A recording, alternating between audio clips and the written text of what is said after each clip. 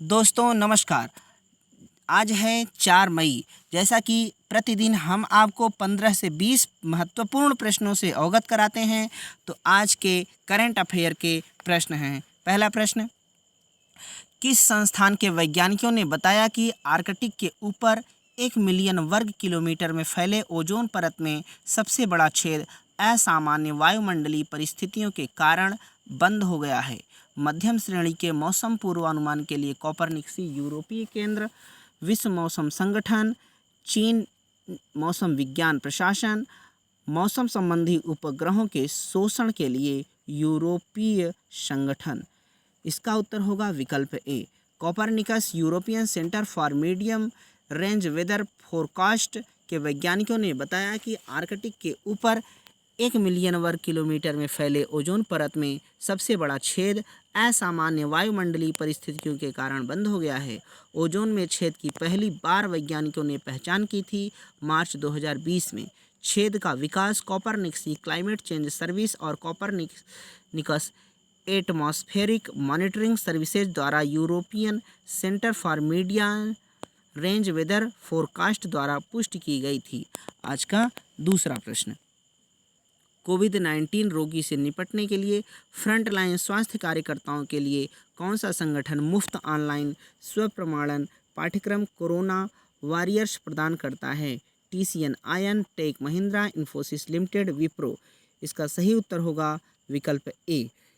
TCS ion कोविड-19 से निपटने के लिए फ्रंटलाइन स्वास्थ्य कर्मचारियों के लिए कोरोना वॉरियर्स निःशुल्क ऑनलाइन स्वप्रमाणन पाठ्यक्रम प्रदान करता है।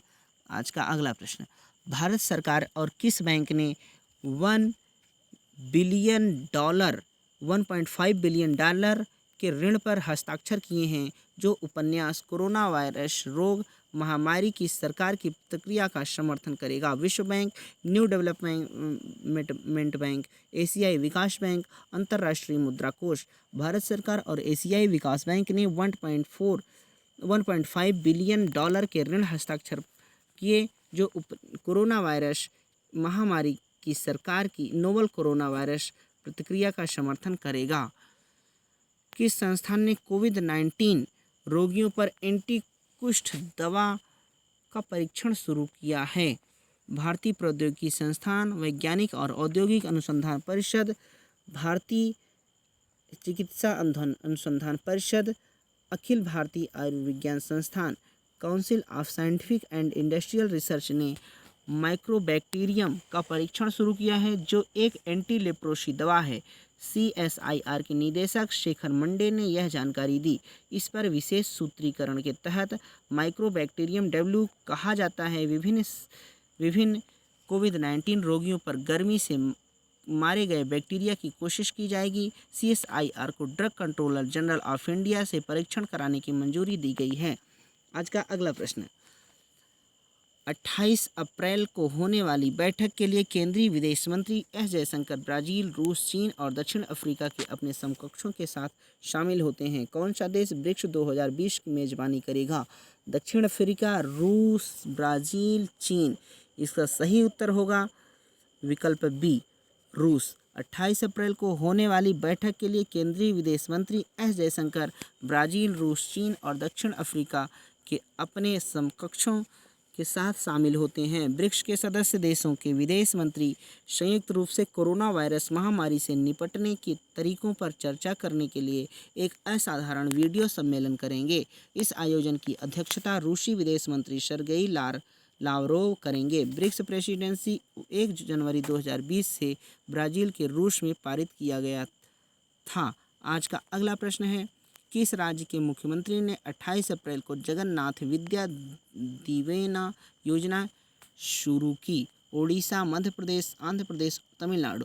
आंध्र प्रदेश के मुख्यमंत्री वाईएस जगनमोहन रेड्डी ने 28 अप्रैल को जगन्नाथ विद्या दिवेना योजना की शुरुआत की। इस योजना के तहत पूर्व सरकार द्वारा लंबित राशि की ओर रुपये 880 करोड़ के साथ 4000 करोड़ रुपए से अधिक की धनराशि जारी की गई है। राज्य सरकार IIT, BTech, B pharmacy, MBA, MCA और बीई पाठ्यक्रम के तहत शुल्क प्रतिपूर्ति प्रदान करेगी। आज का अगला प्रश्न, संयुक्त राज्य अमेरिका के राष्ट्रपति डोनाल्ड ट्रंप ने आर्थिक सहयोग और विकास संगठन के लिए अमेरिका के अगले दूत के रूप में किस राजनयिक को नामित किया? John Kerry, Tom Steiner, Manisha Singh, Raghav Singh. इसका सही उत्तर होगा विकल्प सी, मनीषा सिंह। संयुक्त राज्य अमेरिका के राष्ट्रपति डोनाल्ड ट्रंप ने वरिष्ठ भारतीय अमेरिकी राजनयिका मनीषा सिंह को आर्थिक सहयोग और विकास संगठन के लिए अमेरिका के अगले राजदूत के रूप में नियुक्त किया है।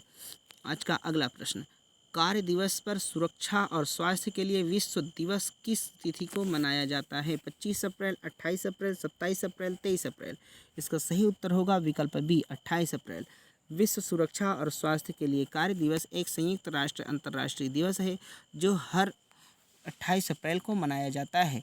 इस दिन का उद्देश्य सुरक्षित, स्वस्थ और सभ्य कार्य को बढ़ावा देना है। यह 2003 से अंतर्राष्ट्रीय श्रम संगठन ILO द्वारा देखा गया है।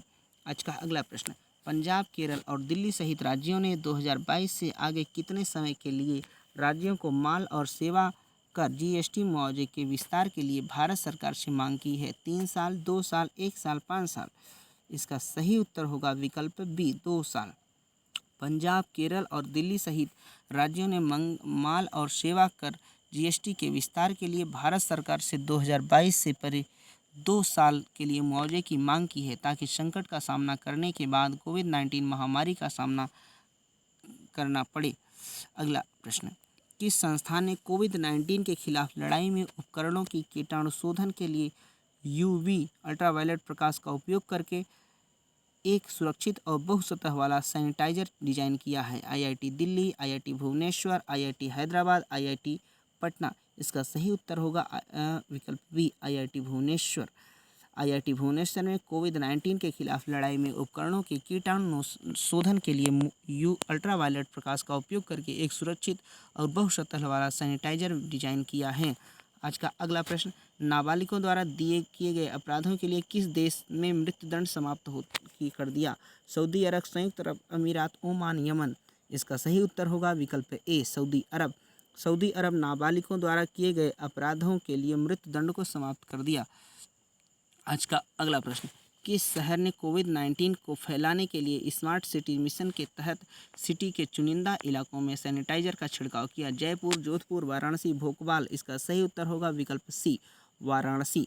वाराणसी स्मार्ट सिटी ने कोविड